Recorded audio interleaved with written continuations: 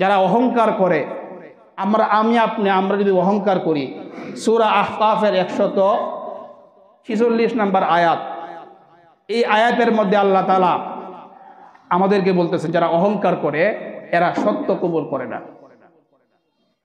আল্লাহ বলেন সাআসরিফু আন আয়াতি আল্লাযীনা ইয়াতাকাব্বারুনা ফিল আরদি বিগাইরিল হক। আল্লাহ বলেন যারা দুনিয়ার মধ্যে অন্যায়ভাবে অহংকার করে তাদের থেকে আমি আমার নিদর্শন আমি ফিরাইয়ে নেই, আমার আয়াত আমি ফিরাইয়ে নেই। ওয়া ইয়ারাউ কুল্লা আয়াতিন লা ইউমিনু বিহা। এরা দুনিয়ার সব নিদর্শন দেখলেও এরা ঈমান আনবে না অহংকারের কারণে। ওয়া ইয়ারাউ সাবিলার রুশদি লা ইয়াত্তাখিযুহু সাবিলা। সত্য দেখার পরেও এরা সত্য রাস্তা কবুল করবে না। ওয়া ইয়ারাউ সাবিলাল গায়ি ইয়াত্তাখিযুহু সাবিলা। ভ্রান্ত রাস্তা গুনাহের রাস্তা দেখার পরে গুনাহের রাস্তা কবুল করবে, বলবে এটাই সঠিক রাস্তা।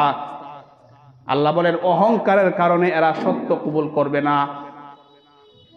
চিন্তা করার বিষয়, যারা অহংকার করে শুধুমাত্র অহংকারের কারণে সত্যকে এরা কবুল করে না।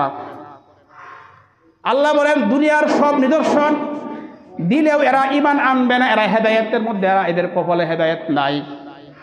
এই জন্যে অহংকার আমাদের ভিতরে আমরা স্থান দিব না, কারণ অহংকার ভিতরে থাকলে সে সত্য কবুল করে না।